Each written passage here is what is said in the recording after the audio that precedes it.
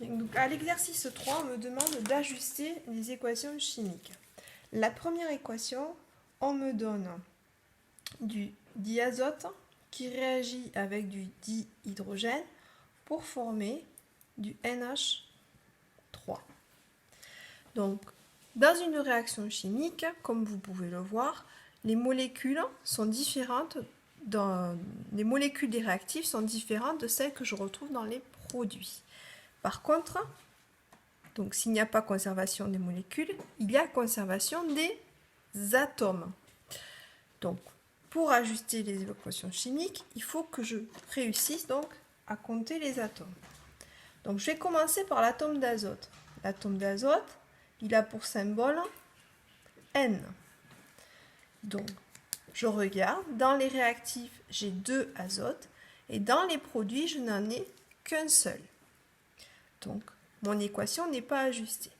Pour que ce soit ajusté, il me faut un azote supplémentaire. Mais ajouter un azote tel quel, je n'ai pas le droit.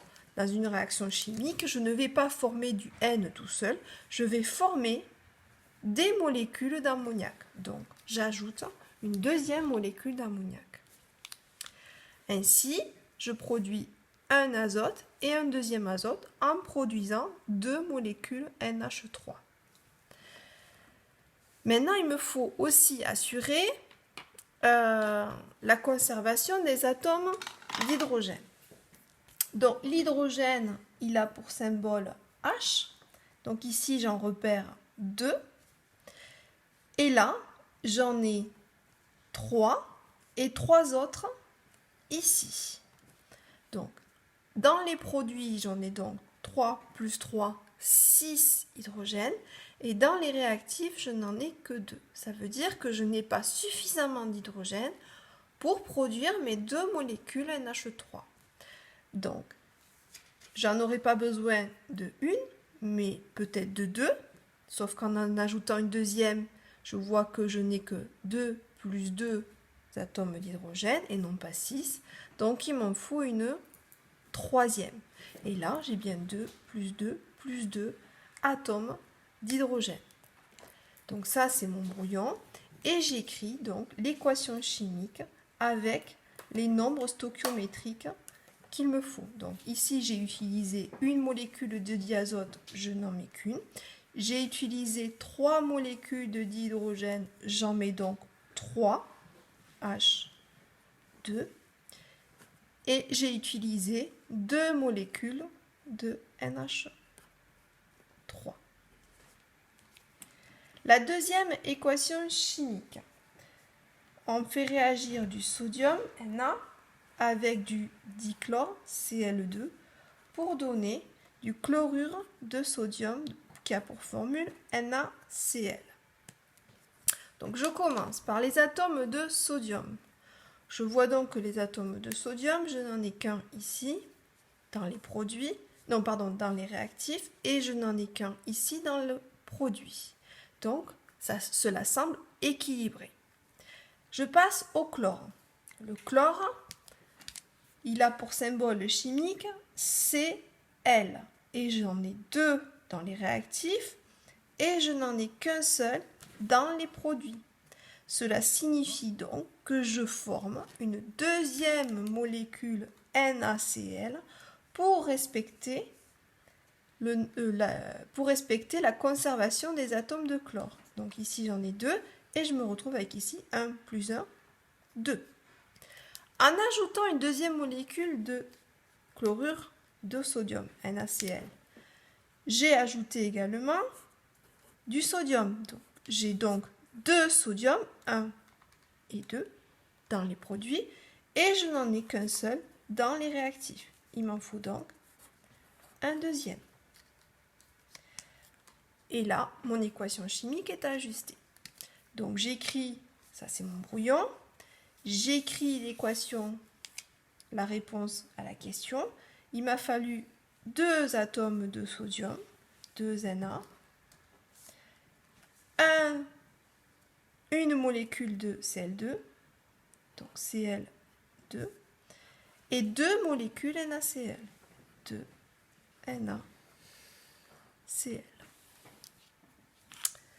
Bien, je continue donc avec la troisième équation qui était demandée. On me demande de faire réagir du métal qui a pour formule chimique CH4 avec du dichlore qui a pour formule chimique Cl2 et cela produit une molécule qui a pour formule chimique CHCl3 et du chlorure d'hydrogène qui a pour formule HCl. Je commence par les atomes de carbone. Donc, le carbone, j'en ai un ici dans les réactifs et je n'en ai pas d'autres dans les réactifs. Dans les produits, j'en ai un ici et je n'en ai pas d'autres. Donc, j'en ai un et un, cela semble équilibré pour les carbones. Les hydrogènes, j'en ai ici 4. Ici, j'en ai un et ici, j'en ai un autre.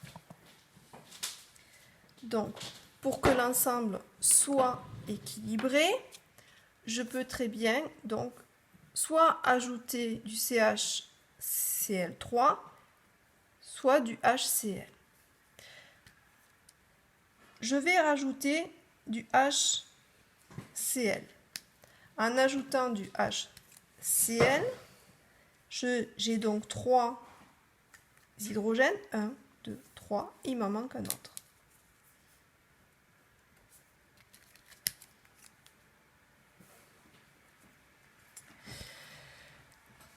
Donc, je viens d'équilibrer les hydrogènes. Je regarde maintenant comment je peux équilibrer le chlore. Donc, le chlore,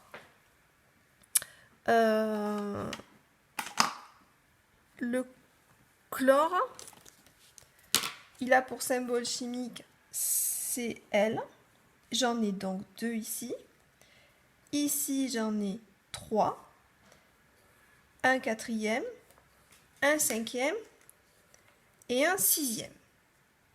Donc, j'ai 6 atomes de chlore dans les produits contre 2 dans les réactifs. Ça veut dire qu'ici, je n'en ai pas assez. Si j'ajoute une deuxième molécule de dichlore, je me retrouve avec 2 plus 2, 4 atomes de chlore. Et une troisième molécule de dichlore, je me retrouve avec 2 plus 2 plus 2, c'est-à-dire 6 atomes de chlore et l'équation est ajustée. Donc ceci est mon brouillon et j'écris donc l'équation chimique avec les bons nombres stoichiométriques. Donc une molécule CH4 a réagi avec 1, 2, 3 molécules Cl2 pour former une molécule CHCl3